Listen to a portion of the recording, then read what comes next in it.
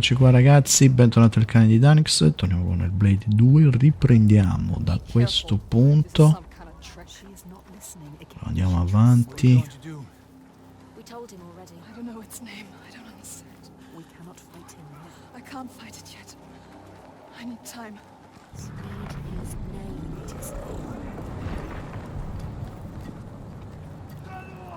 Dov'è? Di qua?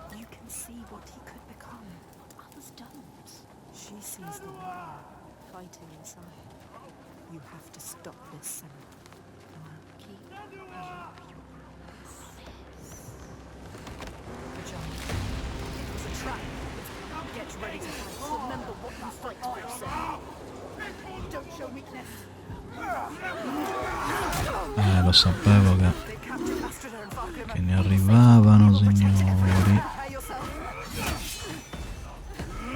Sapevo.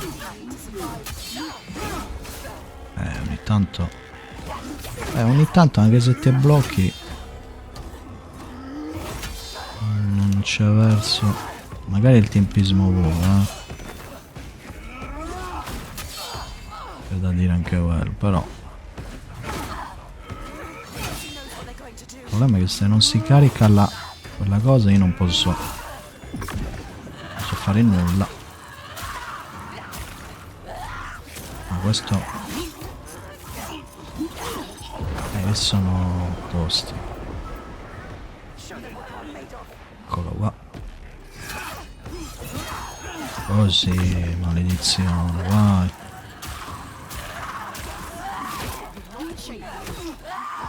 E un altro undead. Prossimo.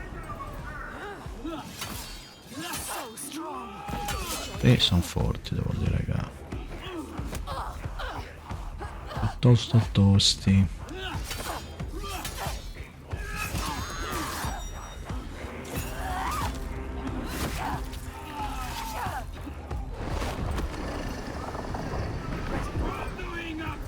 Cazzo.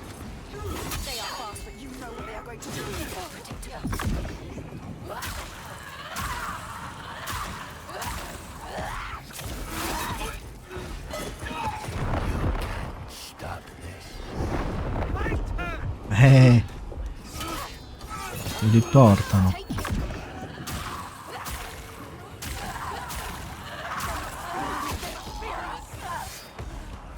Un altro?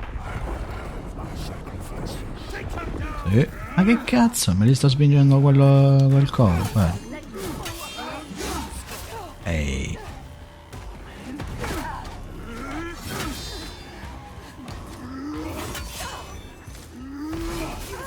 No, comunque ogni tanto ho detto, anche premendo il tasto per pararti, lei non si para, quindi a parte che siamo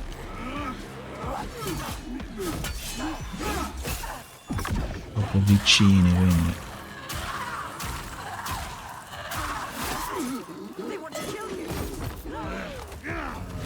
mo c'è questo.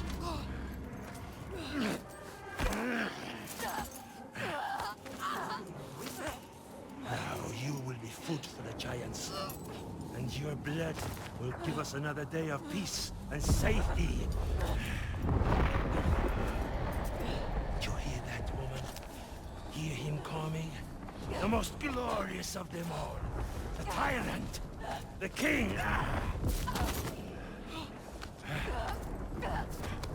We have an understanding here now. An unspoken connection. I give him blood, and he gives me power. Rage, Senua, fight, do it for him. Get free of him and kill. Hate him. Everything he is. No! You question me? You have lived through this with me, seen all I have seen, and you question me?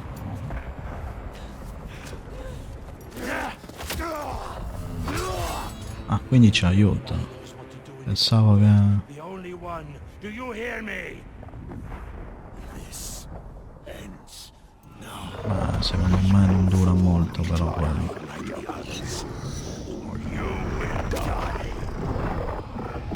Per batterlo noi questo è inutile.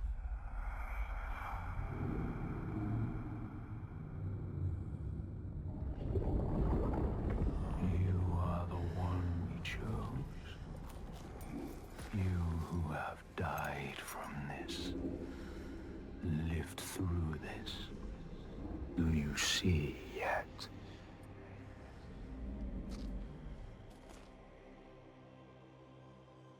When the darkness came to this land, when the fire spilled from the mountain and the ash blotted out the sun, it wasn't the end. Ma c'è la fase di camminata, raga. Vabbè, poi dopo ci sarà sicuramente il combattimento finale. Suffered. Homes were destroyed and leaders fell. Ho detto, molti hanno detto che questo è più un walk simulator, no? Più a camminare che combattere. Sto gioco, però. Anche il primo così, se dobbiamo dirla, quindi il genere è sempre quello. Corti, pochi combattimento, cammini e basta. Qualche enigma così giusto, però no.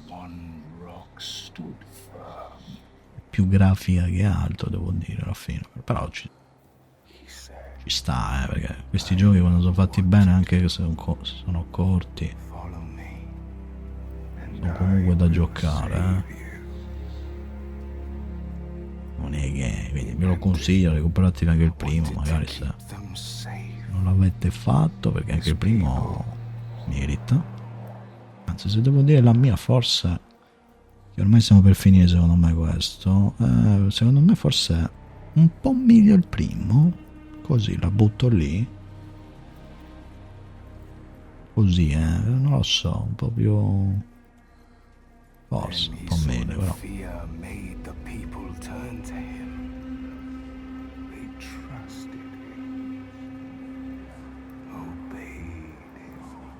Raised him above the others, their fear made him strong.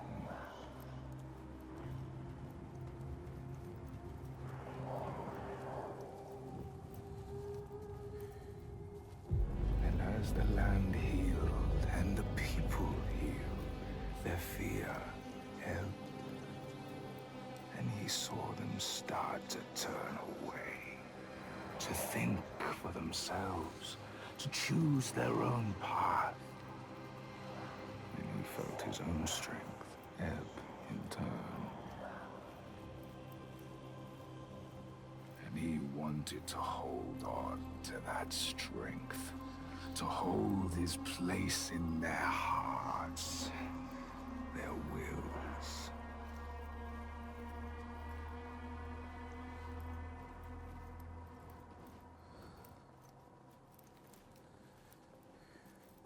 So he made the giants, brought them forth from the shaking earth, the roaring sea, the blinding snow, brought them into being, and the people who trusted him and obeyed him, they saw them too. And saw they had more to fear. Mi sa che si combatte qua,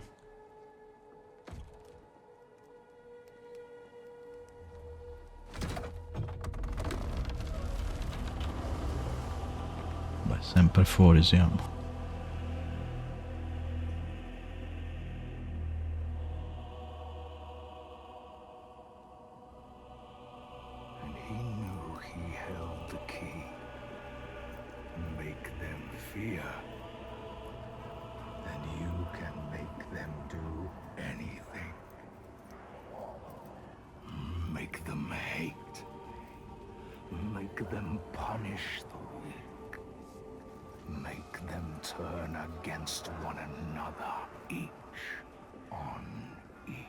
Eccolo lì.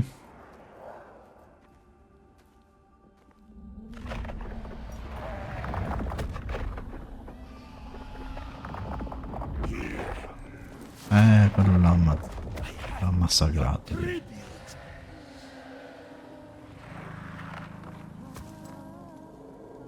boy. Why did you have to turn your back on me?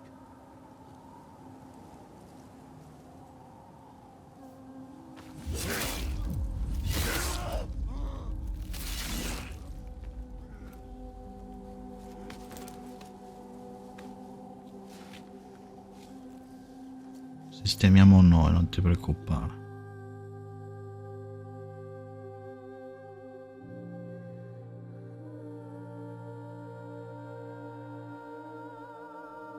Hold him, Senua.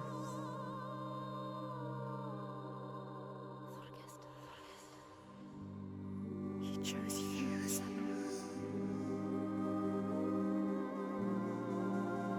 Hold him.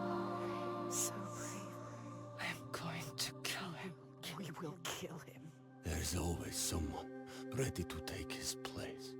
You told me that yourself. Might have been me, if I had never met you. You have to show them a different way. You have to redeem them. How do I stop this? You came to stop the sacrifices. Kill the giant. Father. The tyrant. My father's name One name. is only fear. È lui, dobbiamo uccidere lui.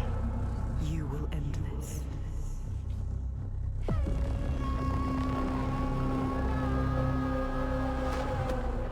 End this, Senua.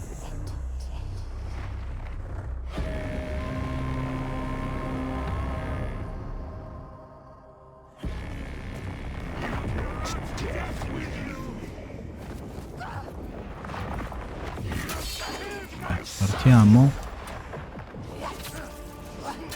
Dovrebbe essere in realtà pure lento perché è un po' grasso volo, però mi sa che no. Qui tocca parlare come dei dannati, No, così no però.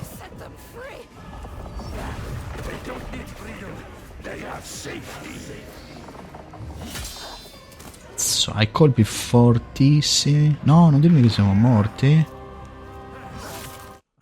Cazzo, allora no. E allora no, signori, tocca parare di brutto. Ma stranamente avevo anche parato, non so perché poi si è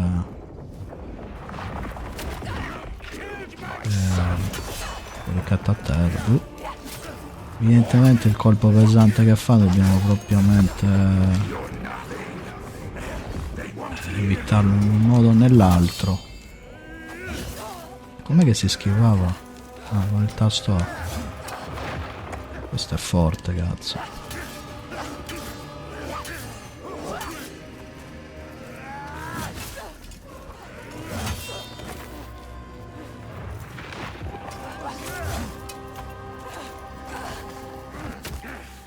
Porca. No, non rifare come prima, non rifare come prima.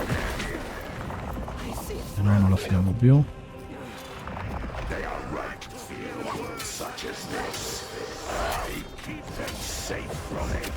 Che cazzo da pugni questo? Adesso lo dovevo attaccare quando era girato di spalle. Vedi. Anche se non capisco perché non abbiamo il coso per bloccarlo, per rallentare il tempo. Sa che non in questa fase non lo possiamo usare. La sensation. Ti dà schiaffi poi, ma che cazzo? Tacci tua, dai!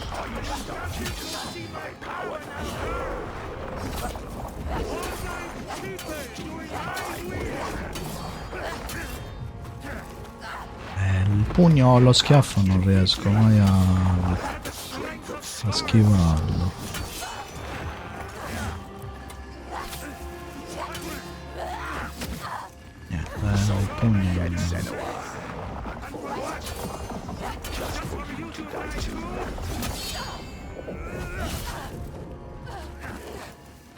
Adesso l'ho schivato il pugno, però farà molto.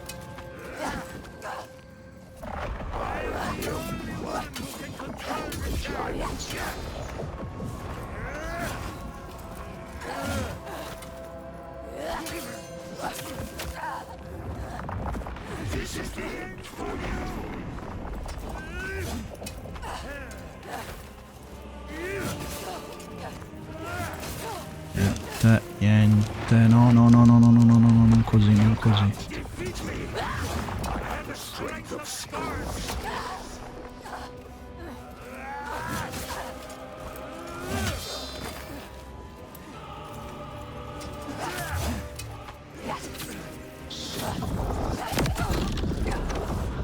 Vabbè, saremmo entrati in una seconda fase, perché se no non lo finiamo più per... Oh, adesso si ragiona. Adesso si ragiona. Sperando che mi posso fare quella di bloccarlo, perché se no finiamo domani, signori. Se non posso bloccarlo che cazzo fa? Ma qua non lo finiamo più. Speriamo che fa, perché il pugno non riesco mai a schivarlo, quello ormai lo abbiamo. Ah, il colpo pesante non l'ha. Un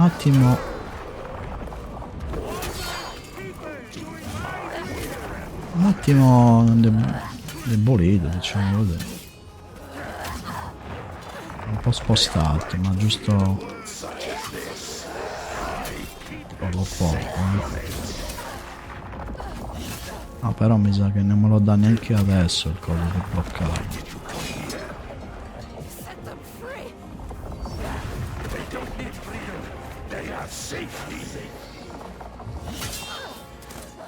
No, non così. No, morti.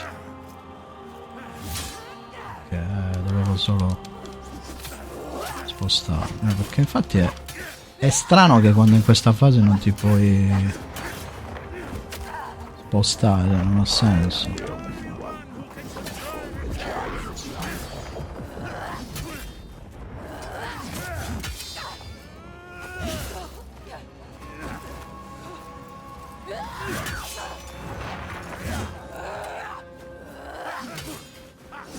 Perso il tempismo di attaccarlo. Quando è sotto devo schivarlo.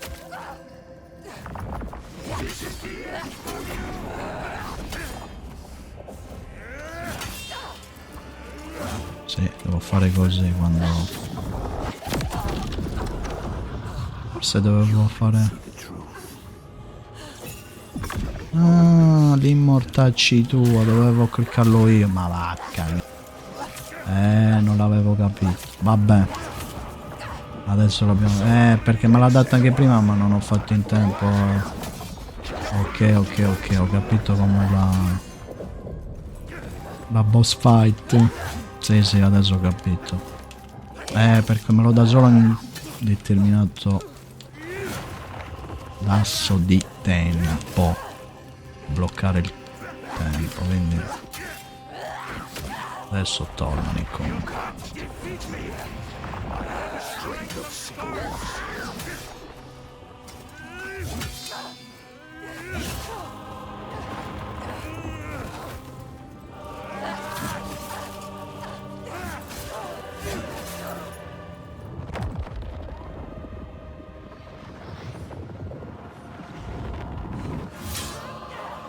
Così vedi che là, anche se non abbiamo tantissimo,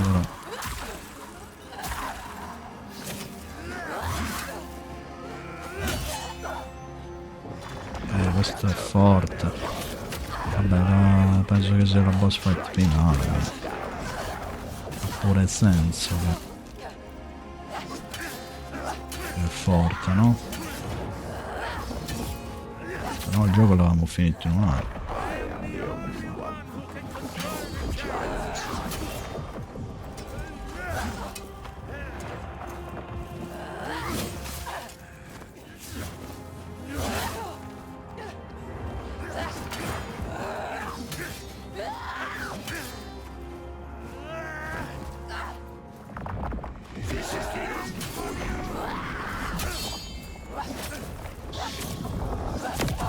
Sì, va bene, va bene. Sta iniziando a mollare, quindi...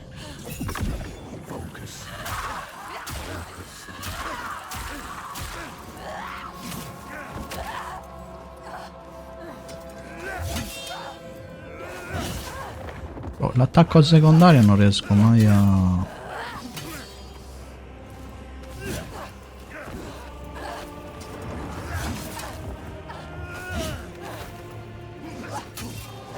L'attacco secondario non riesco a...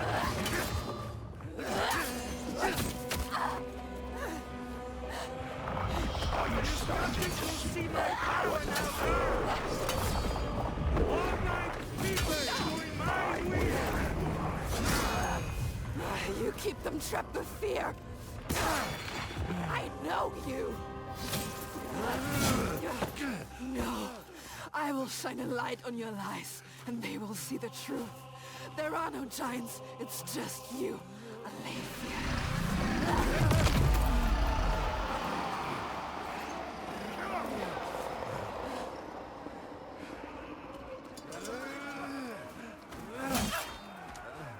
Ah, che è quasi morto, sto ciccione di merda. Ma che vuole, oh? All he has created, all of those alive, Vai, all the shadows, ce la fai più, dai. breaking into pieces. Sei cotto. Hear it? His people are turning against him. Lo spingono pure. Dai, dai, attacca, attacca. They look to you. Look at you, Senua. You can show them the truth, Senua. Show them what he really is. The world that he created. The world you destroyed. I suoi stessi soldati lo Show them his lies. spingono. Is just like your father. Terrible. Just like your father. Not. You are different. Nothing like him. Però ancora si para il maledetto. Devo farlo riattaccare perché sennò non riesco a colpirlo. All his strength comes from his people. Ogni tanto mi prende pure lui. Now that they have left him, he is all alone. Like all tyrants, hollow and empty. There is nothing, Nothing inside. nothing at all. You know what to do. Do you really want Do it. Do it. each person who follows you? You bear their weight on your back. Soon you will do anything to protect them, no matter what pain you inflict on others. And then you will find their belief makes you strong. And you will want to hold on to that strength no matter what. You will become me. You are your father's daughter.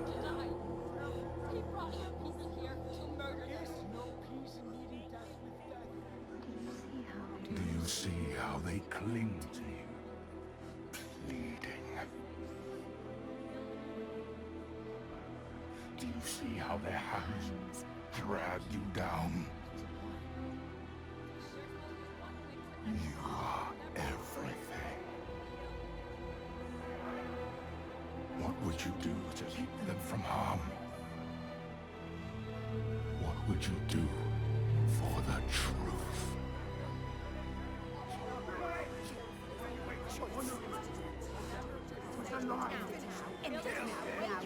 She has to say what she has.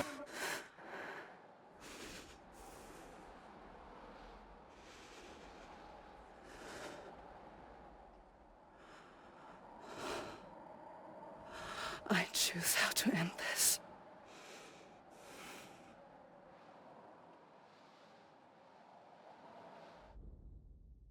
She couldn't.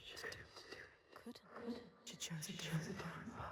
She's not like him. We are not a monster. You chose a different path. All the questions answered. Truth burning bright to scar away the darkness. Shadows of horror and hate writ large on the sky. Phantoms made from fear. Darkness outside makes darkness inside. She sees it. But the darkness is inside her too. Because she loves, even after everything. She loves. And if she loves, what will she do to save that love, to keep that promise? All the lost ones, when they find her, what will she do to protect them? All those names, all those lives. What will she do to hold them? Wisdom has a price. She is her mother's child. But she is also her father's.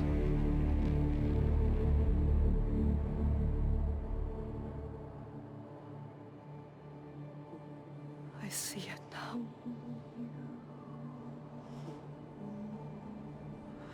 The darkness is inside me. Not the way I thought. Yes, feel it. Yes, you can see it, can't you? It is his darkness. Not hers. Your darkness.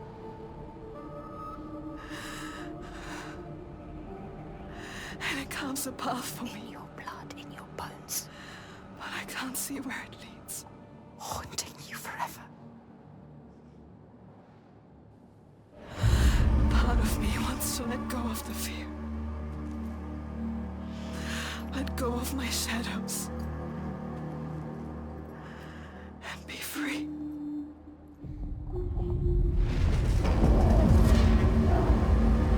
No more pain. No more doubt. Honored. Loved. Feared. Always true. Always right. Because they tell me so. Keeping them safe. Keeping their belief alive. No matter the cost.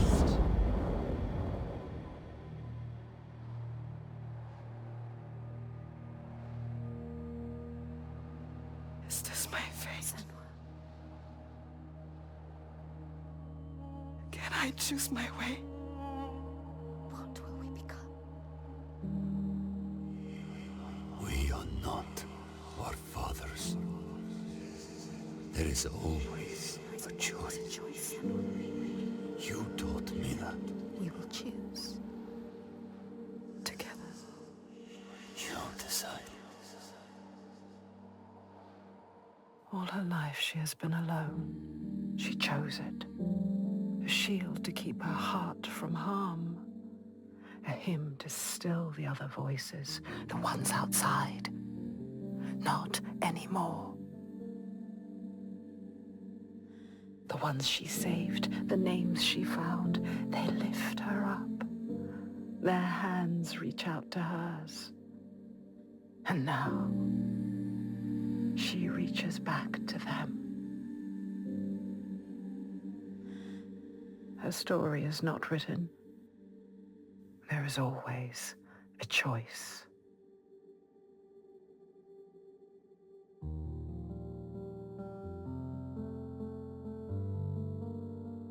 Ok ragazzi, siamo arrivati al finale. Titolone, devo dire, anche se è corto, raga, tanta roba, come stavo già dicendo prima. Qui c'è anche una musica di sottofondo che non so se lascerò, perché potrebbe dare problemi di copyright, però comunque, a parte questo, raga, bello, cioè, mi è piaciuto, anche se devo dire che forse un pelino preferisco ancora il primo, non vorrei dire niente, però comunque recuperateli sia il primo che questo, perché comunque se vi piace il genere meritano. Sono corti, perché durano circa 6-7 ore, più che altro devi più camminare che combattere, come ho già detto, però raga, tanta roba, comunque vanno giocati, vanno recuperati, e potrebbe esserci anche un seguito, perché mo questo combattimento finale in realtà non era il gigante che dovevamo uccidere, ma era il padre dell'altro che abbiamo appunto sacrificato, cioè siamo riusciti a fargli vendetta perché l'ha ucciso, gli ha fissato la spada, che era il padre poi. E comunque, a parte questo, ragazzi, adesso non so se c'è dell'altro dopo i titoli di coda, perché avevo già visto quando ho avviato il gioco prima che avevo preso più o meno tutte le varie, più o meno collezionabili, diciamo così. Mi ha sbloccato altre cose, tipo dei filmati. Adesso vediamo se c'è modo di andare a vederli. Non so se posso skippare, tornare al menu principale, ma sì. Attenzione, voce del gioco e tornare al menu principale. Non lo so se in realtà skippando questa roba ci sia un film. Vabbè, magari vi taglio, se c'è qualche filmato ve lo lascio, aspettiamo un attimino i titoli di coda, comunque vi taglio qua, vorrei capire, perché non so se poi ci sono filmati di finale, perché di solito anche nel primo ce n'erano, quindi vediamo un po'. Ecco qua, allora, vedete, nuovi narratori sbloccati, completato la storia principale, i compagni di Senua sono ora sbloccati come narratori, seleziona narratori multipli in una nuova storia nel menu di pausa dopo aver iniziato una nuova partita, ok. Allora, su Extra avevo visto che c'era, vedete, dovrebbero essere dei filmati, la psicosi di Senua, la storia fin qui, storia dei bastoni della conoscenza. Questi erano quelli che ho raccolto io durante il gioco, sono tipo dei collezionabili, e ti sblocca anche questo. C'erano anche gli alberi, ma gli alberi non sono riuscito a prenderli tutti, ne ho skippato 2 o 3 se non erro, probabilmente sbloccava un altro filmato, non lo so. Comunque andiamo a vedere un attimino questi, se sono dei filmati, non lo so, dura 23 minuti, vabbè.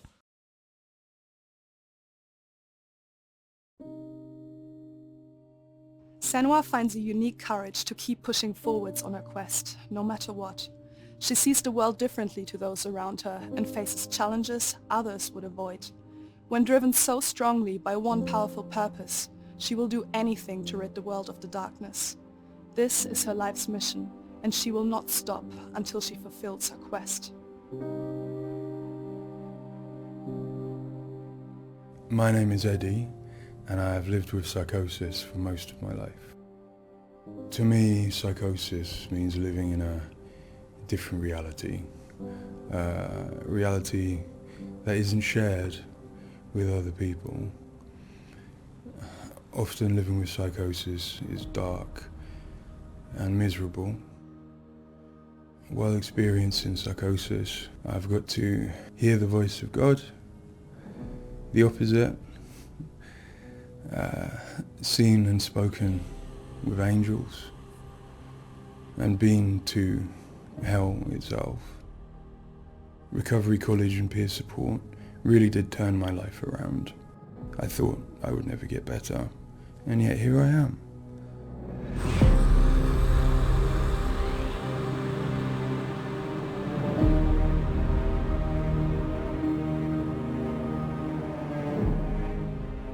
The things that Senua experiences in Hellblade are very similar to some of my own experiences.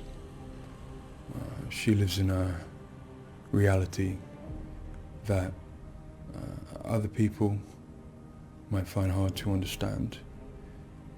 She sees significance in symbols, in meeting people, in all sorts of things that are going on around her. Senua is experiencing an altered state of reality which would be very hard to understand without having experienced it yourself or playing Hellblade. Lost soul who fought through hell to find us. You were lost. ready for what you will find here. It's difficult saying that it's an illness, that it's not real. Of course to me, it is. And of course to Senua it is. And that's what's driving her to do these amazing feats of courage, to overcome pain and exhaustion, to do what she knows she must. All the rage, all the fear, everything I've seen, everything I've done has led me to this place. We've come so far, not far enough. Say it. You are ready. Tell them. In Senua's saga Hellblade 2, we tell the second part of the story of Senua, a Celtic warrior who, like Eddie, has experiences of psychosis, seeing the world in a unique way and existing in a reality unshared by others. At a surface level, this manifests for Senua in seeing things that others don't, hearing things that others don't, and having unique beliefs about the world. My name's Paul Fletcher. I'm a psychiatrist and a professor of neuroscience at the University of Cambridge, and I've been working with the Ninja Theory team on Hellblade and other projects for several years now.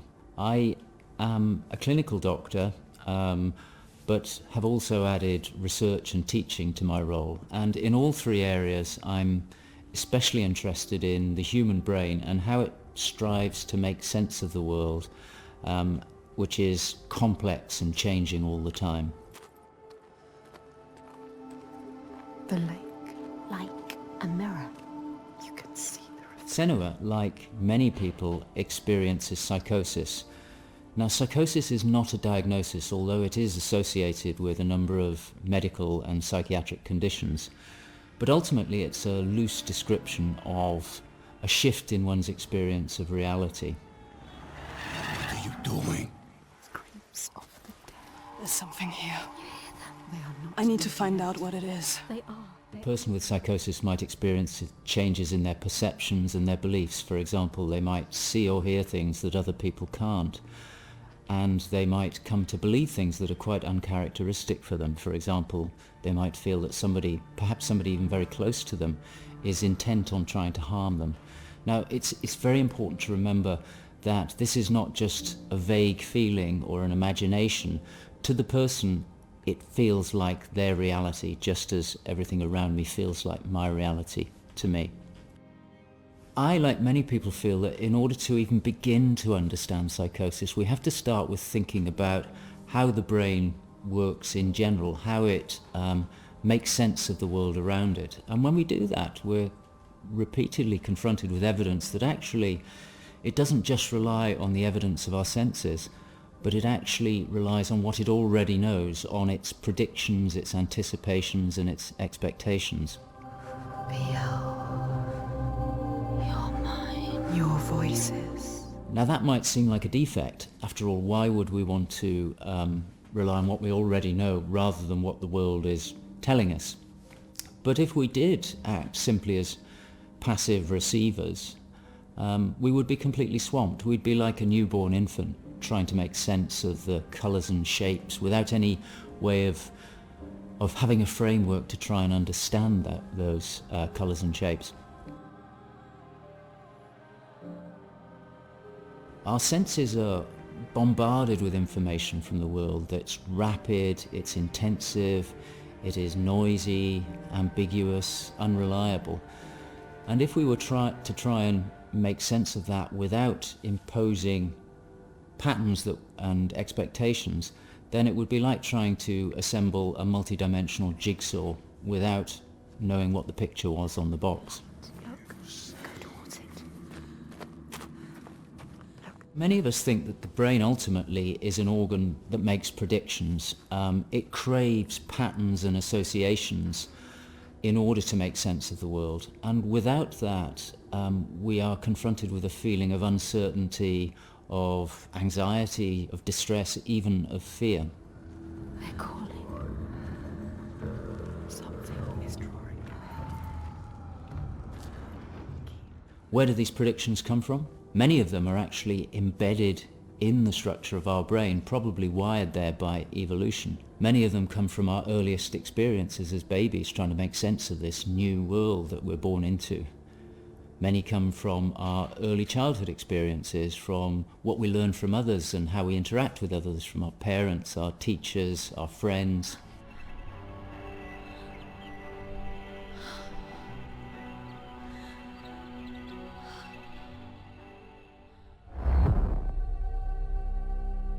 We all have a feeling that we're directly in contact with an objective reality, but it's probably the case that what we experience as our constructed model of the world is a blend of the evidence of our senses, but also what we are predicting or expecting from the world. So this blend exists in a very fine and delicate balance, and the weighting of that balance probably varies a great deal across different individuals.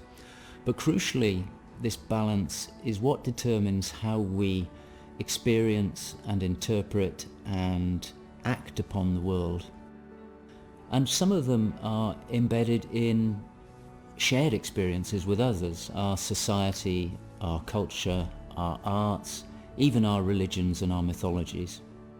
So for the most part, this works very well for us and enables us to make sense of the world, but it's also, being a delicate balance, it can be shifted, and it's very easy, even under the most normal day-to-day circumstances, to deviate from objective reality. A good example of this is the hollow mask illusion.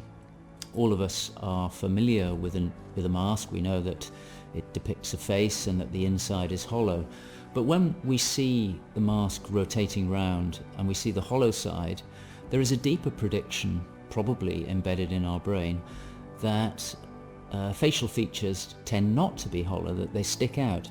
And this deeper prediction can override our knowledge that the mask is hollow and make us actually perceive the face as sticking out at us. Despite what we know, the deeper predictions will override this. So for me and many in my field, perceptual illusions like this, which are very common, are really interesting because they tell us something fundamentally about how the brain is making sense of reality using its predictions. But more than that, for me, it's very interesting because it begins to give us a sense of how psychosis might begin to emerge. Psychosis is this experience of an altered internal construction of one's reality. And it seems feasible that this is dependent upon this balance I've talked about between predictions and evidence. And it is probably the case that some people tend to weight their predictions more heavily. This, in many circumstances, is advantageous because it means that they can discern patterns and associations that perhaps other people can't. But if that balance was shifted further by different circumstances, then it may well be that they begin to construct a reality that doesn't accord with the world around them. What might cause that shift? Well, a number of things. It could be caused by stress, sleep deprivation. It could be caused by illness, neurochemical disturbances. It's also the case that our experience will change how we predict things. So a very profound experience, for example, of trauma, could powerfully change the way in which we make predictions about the world and shift us from this delicate balance into a state of psychosis. In the case of Senua, we know that from an early age she was able to discern patterns and associations that perhaps other people couldn't. And on top of that, her childhood and adolescence had a number of traumas in it. Her father was abusive and he accused her of being the cause of evil and darkness. Her mother, who had the same capabilities as she did, was actually sacrificed for the same reason. And in addition, her village was attacked by Vikings and her lover was brutally killed. And it's possible that all of these traumas would act on her natural tendencies to topple her into this psychotic experience that is depicted in Hellblade. With every defeat, the dark rot will grow and soon it will take her soul.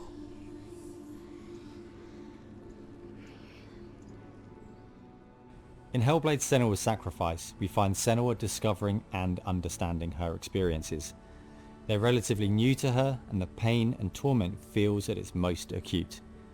Having travelled to a new place, with a mind full of her trauma and Druth's stories of the Vikings, she embarks on a journey of coming to terms with what has happened in her life. Ultimately, rather than finding the unachievable certainty of rescuing Dillion, she achieves certainty in the realization that Dillion is gone forever. She learns to accept his death, and in turn her experiences of psychosis. Even in darkness, the wonder and the beauty of this world never leaves us.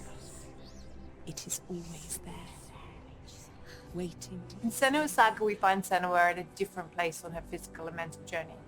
Empowered with the sense that she has overcome her own darkness, she's now compelled to follow a new quest, to save her people from that same darkness. You smell their fear. He's here. Death is coming. Look at the bones. Death is coming for Look at the you. bones. That's going to be you. That's going to be everyone. In Sacrifice, Senua's psychosis is acute and all-consuming. She is preoccupied and absorbed by her experiences. To some extent, she is enveloped and enslaved by the darkness. She cannot ignore her voices and visions. She's totally committed to the quest within her altered reality. In Saga, there has been some resolution to this. There's no miracle recovery. She still experiences the voices and visions. She still has a changed reality. But the balance of power has shifted. She is the one who is able to be in control. She's able to resist and challenge the voices. She's able to make decisions that much more clearly reflect her own goals. They see through your lies, and I will show them how to see as I do. I will not appease your gods. I will destroy them. And in addition, in Saga, she is able to encompass the reality of others. She sees them for the constructions that they are, and she is able to interact with them. And I think that's a very powerful change and a very important area to explore. They have lost everything. In Saga, we've had the opportunity to explore the next phase of Senua's mental health journey. One where she's come to a place of understanding, but where she and us as creators have new challenges to overcome. Where Senua's belief system will clash with that of others. Her experiences will play out in the presence of people who don't share her perspective. And where she feels a new sense of power in being chosen for the quest, but also a new weakness, bowing underneath the weight of responsibility that sits on her shoulders. Wait.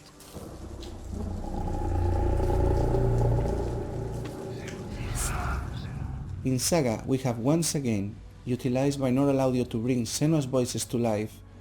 Her furies still travel with her, but their tone has changed this time. She continues to be haunted by her father, and she starts to feel the audio presence of Icelandic myth infecting her mind. That scream, that voice. Something dark, Senua. You need to go up there. Don't let them see you coming. You need to find out. Don't let the monsters find you. You can do this, Senua. To hear the world as Senua does, we spend time with people with lived experiences of psychosis, and also with Paul Fletcher. This made a strong basis of what it is to hear voices, what they say, how they sound, how they change or react to external stimulus. And this paired with all we learned from the first game, Hellblade Senua's Sacrifice, led us to create Senua's own sonic version of reality. To me, it's a privilege to sit in a room to play our game, and as we progress, hear their comments, thoughts and suggestions. Each one provides a different perspective, and I find especially inspiring and humbling to hear from Eddie his own experiences. Especially I find he has a way of putting very complex emotions, situations in a very simple yet poetic way, and it's really inspiring for me when I'm thinking in Senua's journey. we use binaural audio to bring 3D space in the headphones. This allowed to experience the voice hearing and other sounds with a physical sense. Also extremely important is the performance of the voices, and for that we have been collaborating with Helen and Abby, our Furies. They are the most prominent voices of Senua. The way we perform is important as well, allowing for freedom, movement, creative input from Helen and Abby, and also important to have with them conversation and spend time talking about the journey of our character.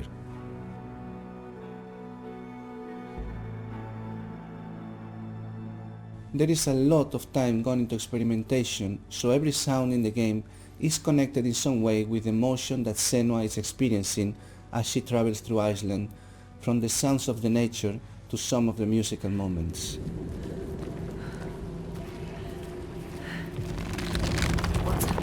A sign. Beyond of its uniqueness or not, I find that for me, something extremely important is to create a connection beyond the game. So in understanding Senua's own reality and going on a journey with her, I hope our players will understand better how people experience reality different, and in doing so, I feel, we break those walls that keep us distant and lonely. My brothers used to come here to practice fighting. Sneak out. Follow them. For Saga, in order to bring Senua's experiences of hallucinations to life, it was very important for us to listen to people's real lived experiences. It was then a case of thinking about how Senua's world and reality might look when faced with these types of examples. This would have been impossible without Paul Fletcher and amazing people like Eddie and Kathy, who've been so open and honest about what they have been and do go through on a day-to-day basis. I think it takes real strength to be able to talk about such personal things to a new group of people. On the visual side, we have lent into things like repeating fractal geometry shapes, cymatic patterns, with lighting and post-processing changes to all help reflect the current feelings of Senua. And hopefully, when combined with the audio and gameplay, the player will get a sense of what we are aiming to achieve. Just like before. No, this cannot happen again. You couldn't do anything. We have to stop it happening. Face it. You need to face it. Focus. You need to look at it. In Sacrifice, we saw a story of Senua's suffering at the hands of her experiences. In Saga, we're telling a more nuanced story of the next step on her journey. One where she has found a greater balance, but where her experiences are just as strong. Where rather than being a victim to her experiences of psychosis, she is driven by them on a path that only she sees. Bringing sin with you. The gods cannot be killed. One thing that I find very exciting in Saga is that there's an attempt to explore something that is really neglected in my field, which is the experience of a dual reality that some people have. People who have had Senua's types of experience have spoken to me about this feeling that they have their own reality, but they also recognize the reality that others experience, and it can be very confusing, it can be disorientating. And it's exciting to me that the game contains an explicit attempt to portray this experience of dual realities, and I think it'll be very interesting to see how people respond to that.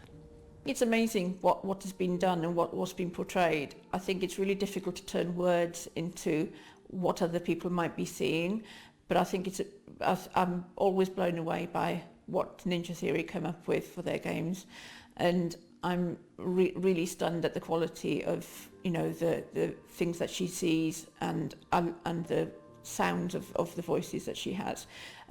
I think they're pretty realistic. She's getting closer. Yes, she can feel it. I hope that the game will help people who maybe don't understand psychosis or don't know very much about it to start with. I think by experiencing some of what they will do in the game, I think it brings to life a little bit of what it's like to have psychosis, and I think hopefully people will learn from it. Now I'm working as a peer support worker, and what that means is that in my case, in the job that I have in my role, it means that I go to see my people, to see my peers. We talk about how things have been. The way that Hellblade has captured the experience of psychosis is nothing like I've ever seen before in terms of its realism, in terms of its fairness to people like me.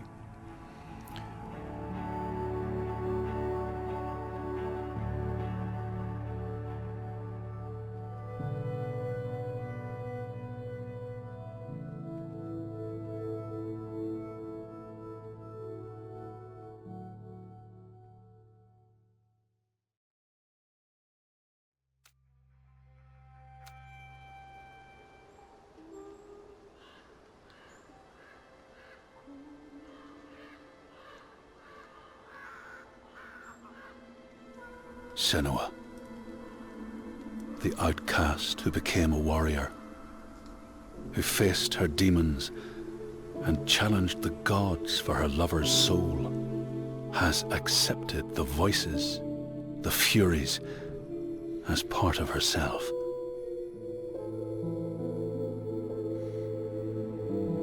Just like her mother Galena, she was not like other people. She saw and heard the world differently. Her father Zinbel told her she was evil, tainted by the sin of her mother. Tormented and afraid, she retreated from the world. Until love broke through like the rays of a new dawn. In Dillion's acceptance, she could live again. He gave light to her mind and freed a warrior from her body. But the voice of her father stayed with her, reminding her of her curse. And when the plague came to her land, the people blamed Senua. She took her darkness with her, banishing herself to the wilds. So she was not there when the Northmen massacred her people and sacrificed Dillion to the god of hell. Senua's torment was so deep that the world around her fell away. She took the head of her beloved, the vessel of his soul, and vowed to go to hell herself to save him. Through mist-shrouded horrors, she fought to find the secret path that would lead her to the very gates of hell. But the way was marked by fire and illusion. Senua had to fight the gods that guarded these paths and stave off the rot which threatened to consume her mind and end her life. Only conquest could open the gates. Only blood would bring her face to face with Hela. Face to face with defeat.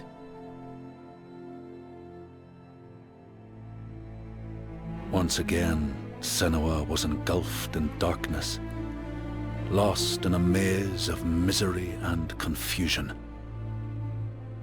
Until Dillion's voice led her to the promise of victory.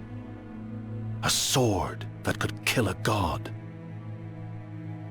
To win the sword, Senua would drown in her darkest memories, pulling at the shards lodged in flesh, mind, and soul. She pressed deeper into the underworld, resisting its grasping hands and deafening cries, until she found her prize before the guardian of Hell's gates. Senua released her rage, a fury that could not be stopped, not by savage jaws, not by waves of warriors, not by the pull of death itself. In defeat and desperation, Senua begged for her beloved's release.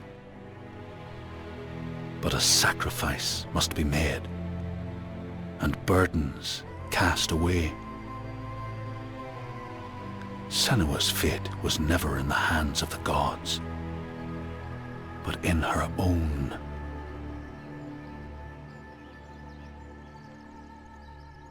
Only she could choose, out of love, to live, to go on,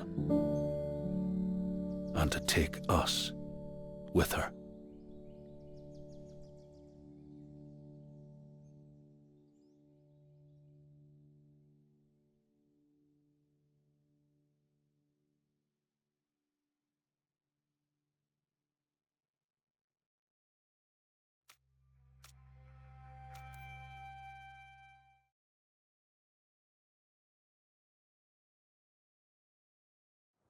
Do not forget my stories, Senua. I am with you still.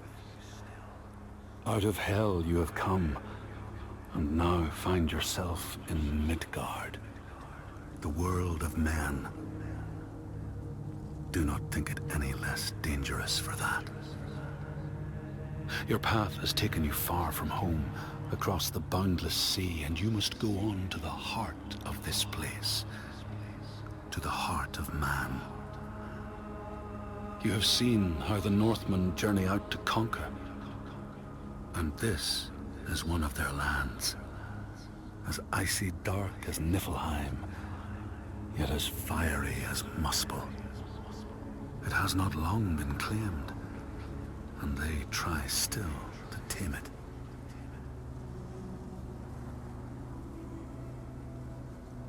The Skald's verse speaks of a man called Grettir the Strong.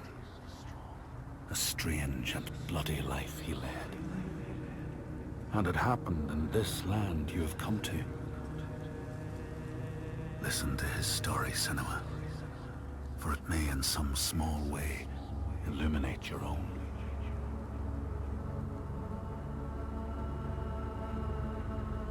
The Skalds say that in Grettir's time, a nearby farm was plagued by hauntings.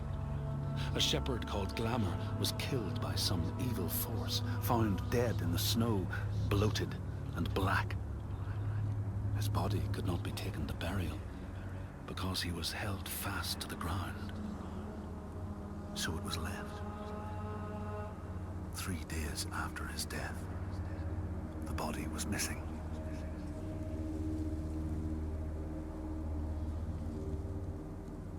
The Skalds tell how the revenant Glamour roamed the settlements, terrifying all those who lived there.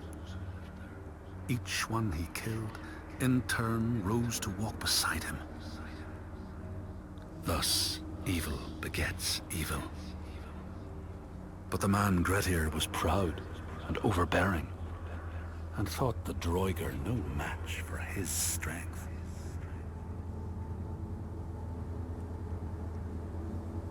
The Skalds say that Grettir fought and killed the Droiger Glamour, but not before Glamour had cursed him.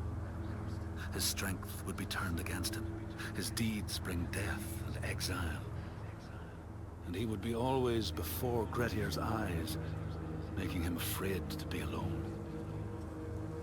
He saw all sorts of phantoms wherever he looked, and thus people who see things that aren't there are said to have Glamour's eyes.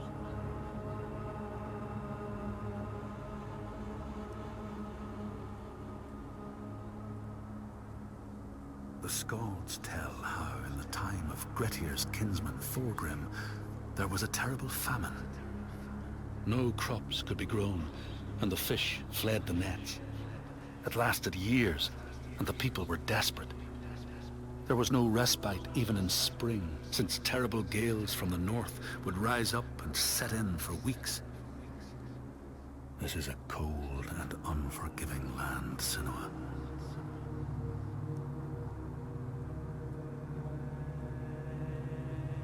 In the time of famine, at the place known as Rifskar, Thorgrim found a huge finback whale, beached and dead. His neighbour, Thorfinn, had already found it and was in the process of cleansing it. But Thorgrim claimed it as his own. Thorfinn said he would not give it up without a fight. If that's what you want, Thorgrim said, let it be so. And he launched a blow at Thorfinn, cutting off his head in one strike.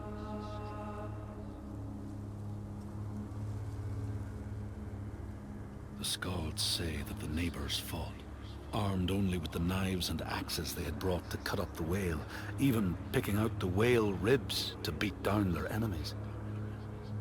Thorgrim's men had loaded their boats with whale meat, but as they went to leave, one of their opponents struck Thorgrim's brother a fatal blow. And this is how hunger fates desperate men to come to blows, striking out against one another to survive.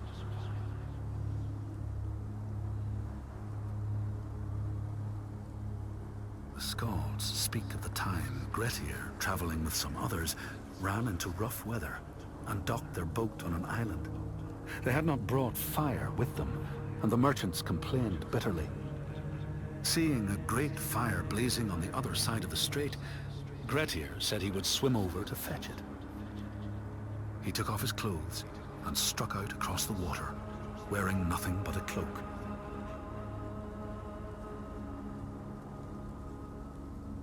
When Grettir came to the farm where the fire was burning, all was peaceful. By the time he reached them, his cloak was frozen stiff, and he looked like nothing more than some huge troll. The frightened farmhands struck out at him with the first things to hand, the burning logs from the fire. Grettir fought them off and got the fire he sought. But the sparks from the logs spread fire all over the house, and nobody survived the blaze.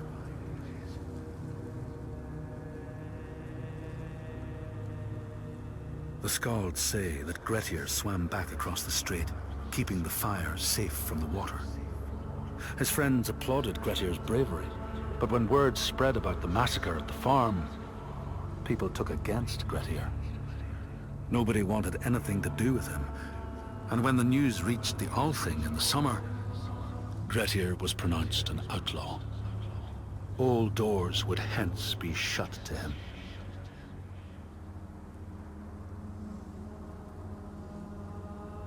The Skalds speak of how Grettir, now an outlaw, took rest on the island of Haramsoy with a man called Audun.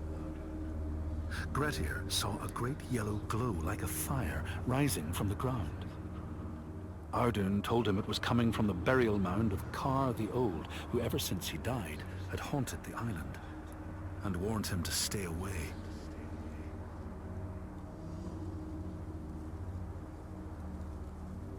The Skalds say Grettir wanted the sword that was buried in Kar's howe, and would not be deterred from seeking it. He broke the mound open and started digging until he reached the timber props. By this time it was night. Audun warned him again not to continue, but Grettir threw down a rope and went inside the mound. No light penetrated it, and it reeked of death. But he persisted in exploring.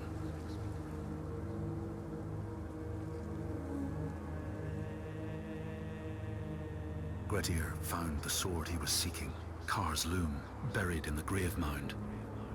He went to leave, but before he could reach the rope, something grabbed him from behind, and Grettir realized the mound dweller would not let his treasure go.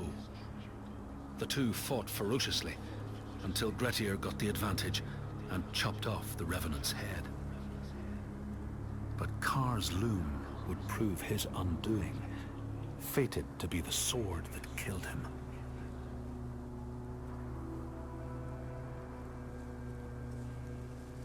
The Skald's verse tells how Grettir made many enemies with his proud and overbearing nature.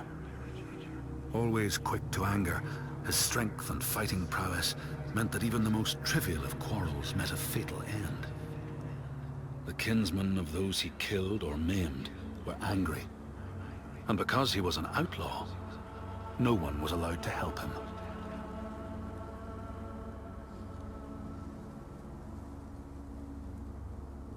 the outlaw Grettir fled to the island of Drangi. His enemies knew he was there, but he was still so strong and fierce, nobody could shift him. Thorbjorn, first among his foe, sent his foster mother to see Grettir. She was a Seithkona, and very wily. She enchanted a tree branch and sent it to wash up on Drangi. Grettir tried to cut it up for firewood, but his axe flew back and struck him in the leg. The wound blackened and festered, and Grettir feared his time was close.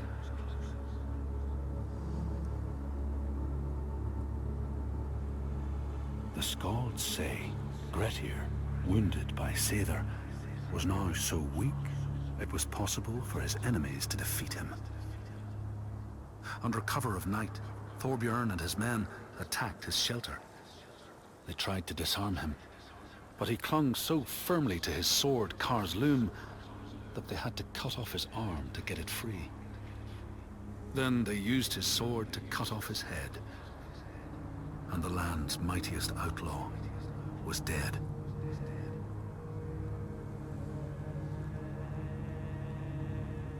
As the Droigar glamour had predicted, all Grettir's brave and fine deeds brought him misery. So fate makes prisoners of us all. But it was Grettir's nature that made him fight the Droigar, and Grettir's nature that led to blood feud and exile. So what is truly our prison, Senua? Is our path ordained, and we powerless to change it? Or do we blame uncertain powers for what we ourselves ordain?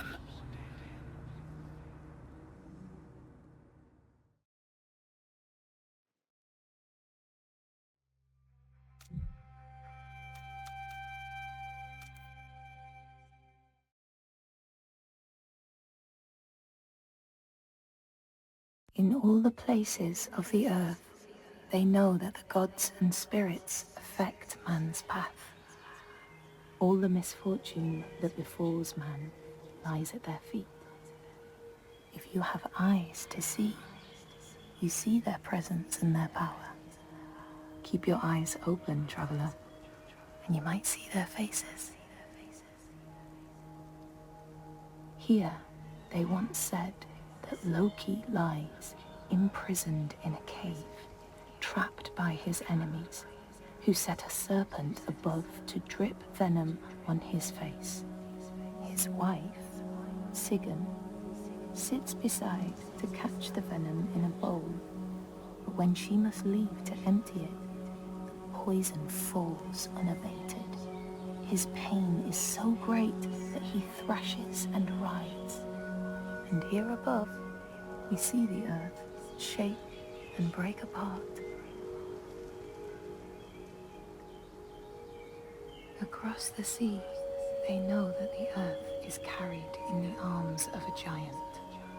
When he is vexed or injured, he may not carry his burden so gently, and the world will feel his anger and pain. In a land far away, they say the winds are trapped inside the earth. They try always to make their escape, and they buffet and beat on the walls of their prison, causing the earth to quiver. And when they break through, they make their escape. They explode out in fury. In the lands of your birth, people live hidden too, in the hills and stones. They may be the remnants of a godly race who lost a war with giants and, finding the world changed, retreated into silence. But you still see their carvings and circles from the time when they walked among men.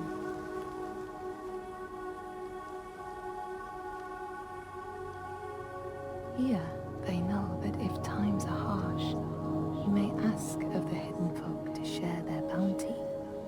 And if you are strong and wise and good, they may hear your plea and send you aid.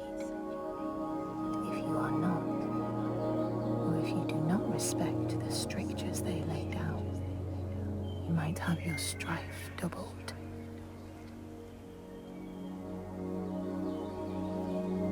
In the lands of your birth, and in these lands too, they know that people can be taken by the secret fair ones. If you are not careful and do not keep to the pathways, you may find yourself among them.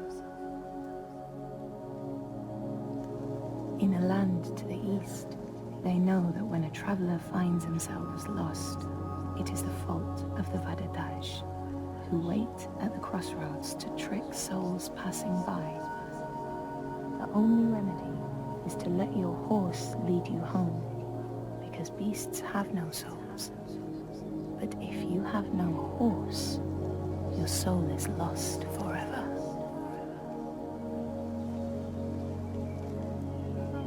In this place, they know that sometimes the hidden folk will take their children and leave another in their place. These children may look the same as their own, but will be dazed and far away, or ill-tempered.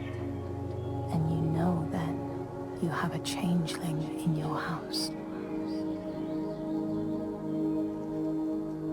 In this land, when people cannot raise their children, they will leave them in a sacred place for the hidden folk to take and care for. Sometimes these children come back, but it is said that they are changed with a wildness in their eyes, and their parents do not want them. These people know that children who have died uncared for can return as Utburður, small ghosts clad in fluttering rags. When there are storms, they may cry as they did when they were human, and will look for their mothers until they find them, and never leave them again. In this land, you may catch sight of the Landisir, the spirits who embody the sacred places, the rivers and rocks. Do you see the Lady of the Mountain, the Fiat Kunan, who bathes in the waterfall and lets the drops fall on her shoulder? In the heart of the Northlands, they know the storms are born of the Oshkuredi, the hunt of Odin. The huntsmen ride horses with eyes of fire. Their weapons clash like thunder, and it is best to hide inside, lest your spirit be called to join them. In your lands, traveller, they know that the Kailif, the hag of winter, is the one who hurls sleet and snow upon the land. She lives in a sea rock and rules the waves of the roiling winter ocean with her blackthorn staff. She strikes the ground to destroy the shoots of growing green, so the winter will lie long and low on the land. These people know that the sea god, Ran, sets out nets to trap sailors and drag them to her world. She sends the waves, her daughters, to wreck boats so she will have more men to take. And jealously, she pulls them down beneath the water. People here speak of warriors who can transform themselves into bears when they are enraged. Their skin becomes hide so thick no sword or spear can break it. When King Hrolfr fought Skald, many people saw a great bear fighting beside him, who killed more men with its paw than any 5 soldiers. Men here will tell of how Jarl Hakon worshipped the giant Thorgerða and sought her aid in the middle of battle when the tide was turning against him. Fleeing to an island, he pleaded with her for aid. She demanded a sacrifice. She rejected all of his offerings until he, at last, killed his own son in sacrifice. Thorgerða gave aid, and Hakon's enemies saw the giants striding amongst the ships, arrows flying from every finger and never missing their mark. Their morale was sapped, and Hakon won his battle. Vabbè ragazzi, abbiamo visto anche tutti i filmati extra che comunque, se vi può interessare, li sbloccate intanto finendo il gioco, ma poi dovete prendere tutti i collezionabili che avevo fatto durante la serie. Per esempio questi qua, i simboli li trovate in giro, sono un po' difficili da trovare ma li beccate. E poi le facce di pietra, i volti di pietra, stessa cosa, che io non li avevo trovati tutti nella serie. Mi sono rifatto l'ultimo capitolo e ho recuperato gli ultimi 2 alberi, perché sono degli alberi in realtà, quando sbloccate il volto di pietra, e poi vi sblocca questa storia, che comunque devo dire che sono interessanti. Bella anche la storia dove parlavano le varie persone che hanno fatto il gioco. Interessante. No, come ho detto, un titolo che merita giocarlo, ragazzi. Magari recuperate anche il primo, ma anche questo sinceramente merita. Peccato che non l'avete seguito in tanti, però il genere un po' particolare. Vabbè ragazzi, dai, ci vediamo la prossima con altri video, altre serie. Trovate la pagina Facebook, Twitter, profilo Instagram, e noi ci vediamo al prossimo video. Un saluto a tutti da Dankster 89.